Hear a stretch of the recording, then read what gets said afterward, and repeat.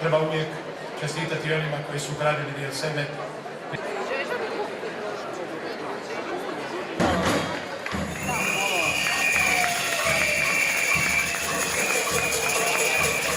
Dobro, odlično, bješte. Jel vas vodila malo klaustrofobija? Nije, sve u redu. Sve, odlično.